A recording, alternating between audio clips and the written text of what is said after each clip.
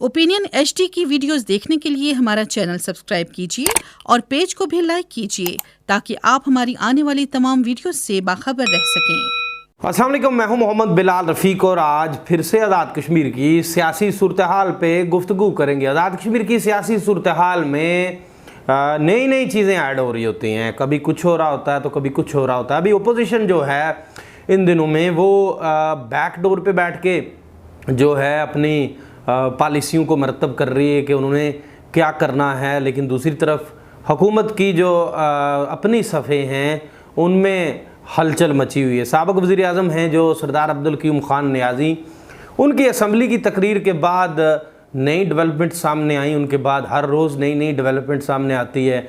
यानी पहले एक नोटिफिकेशन होता है महकमा सर्विसेज की तरफ से, प्राइम मिनिस्टर कहा जाता है कि प्राइम मिनिस्टर की तरफ से जो हदायत हुई, जो सरदार अब्दुल क़य्यूम ख़ान नियाज़ी साहब के पास एक एक्स्ट्रा गाड़ी थी बतौर साबिक़ वज़ीर आज़म, जो उनका इस्तेकाक नहीं थी, वो गाड़ी उनसे प्राइम मिनिस्टर के हुक्म पे वापस ले ली गई। मराहत का भी कहा जा रहा है कि वो भी वापस ली गई हैं। उसके बाद क्या होता है कि फिर प्राइम मिनिस्टर वाले से बातें की जा रही हैं, लेकिन आज जो साबिक़ वज़ीर आज़म हैं अब्दुल क़य्यूम ख़ान नियाज़ी, उनके भाई की जो सहसा में फ्लोर मिल है वहाँ पे सेक्रेटरी फूड छापा मारते हैं और मिल को क्लियर कर देते हैं। लेकिन सिर्फ एक मिल पे भी छापा नहीं मारा जाता, मीरपुर डिवीज़न के अंदर कुछ और जो फ्लोर मिल्स हैं उनको भी चेक किया जाता है। इसको महकमा रूटीन की चेकिंग करार दे रहा है। तो अब कल साथ ही साथ ये भी होता है कि PTI की तरफ से जो असम्बली की तकरीर है पार्लिमानी पार्टी के रुकन की हैसियत से की, जो सरदार अब्दुल क़य्यूम ख़ान नियाज़ी ने बतौर साबिक़ वज़ीर आज़म उनकी तकरीर थी, वो उनको पार्टी की तरफ से जो शो काज नोटिस जारी कर दिया गया और 15 रोज़ के अंदर अंदर कहा गया कि आप अपनी जो है इस पे वाज़े अपनी पोजीशन को क्लियर करेंगे, ये तकरीर आपने क्यों की, आपने वायलेट किया है जो पार्टी पॉलिसी है उसको।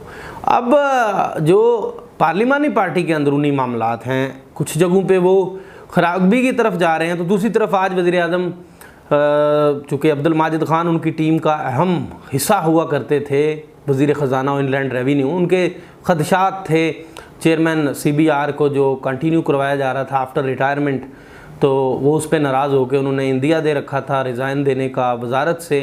तो वज़ीर आज़म ने वो स्टेप बैक लिया था चेयरमैन CBR की तैनाती के हवाले से। तो वो आज वज़ीर आज़म उनके घर भी गए, अब्दुल माजिद ख़ान साहब के घर, वहाँ उन्होंने मुलाकात की, गपशप हुई।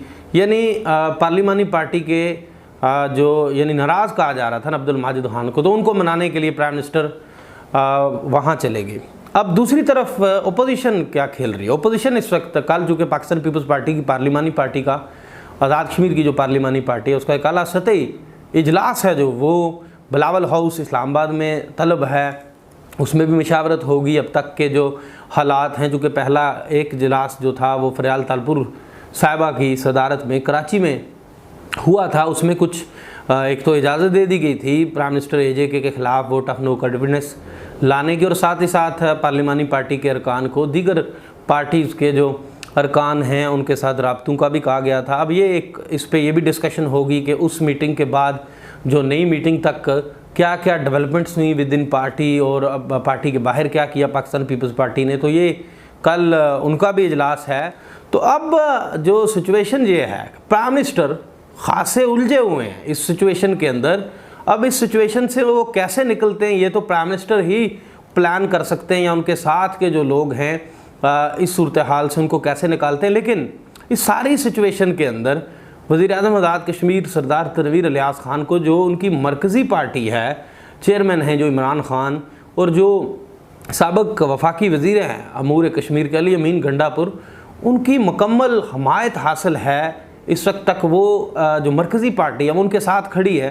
तो अब आज़ाद कश्मीर की जो पार्लिमानी पार्टी के अरकान हैं उनको मैनेज कैसे करते हैं वो तो आने वाले दिनों में पता चलेगा। अब क़य्यूम नियाज़ी साहब को शोकाज़ नोटिस भी इशू कर दिया गया।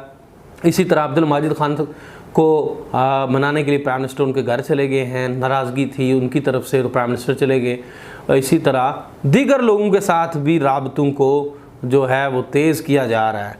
अब आपको ये सारी सिचुएशन का अंदाज़ा होगा, ऐसी सिचुएशन नहीं थी। ज्यों ही स्पीकर के जो इख्तलाफात हैं वो प्राइम मिनिस्टर के साथ खुल के सामने आए, स्पीकर की तरफ से दबे लफ्ज़ों में जो इजहार किया गया, उसके बाद यके बाद दिगरे, यानी हर गुजरते दिन के साथ जो प्राइम मिनिस्टर की सिचुएशन थी वो डिफरेंट होती गई। और आज वज़ीर आज़म हैं जो वो कहाँ खड़े हैं, तो ये अगर ये कहा जाए कि यहाँ तक की जो सिचुएशन है वो उसमें स्पीकर का बहुत रोल है। उनके साथ जो उनकी नाराज़गी है वो नाराज़गी बड़ी वजह बनी यहाँ तक हुकूमत को और वज़ीर आज़म को लाने में। अब आइंदा चंद रोज़ में क्लियर हो जाएगा कि कहाँ वज़ीर आज़म इस सूरत हाल से ख़ुद को कैसे निकालते हैं या आगे क्या होगा, चूँकि अब अपोजिशन खामोश है 1-2 रोज़ से। अब जो सियासी गोलाबारी हो रही है वो PTI की अंदर से ही हो रही है एक दूसरे के ऊपर। जो हुकूमत है वो इख्तलाफात की लपेट में आई हुई है। अब इन इख्तलाफात को ख़त्म कैसे करते हैं प्राइम मिनिस्टर और उनकी टीम पे इस बात का इन्हिसार है कि वो इस सिचुएशन से हुकूमत को कैसे निकालते हैं। नए वीडियो लाख तक के लिए दीजिए इजाज़त। अल्लाह हाफ़िज़।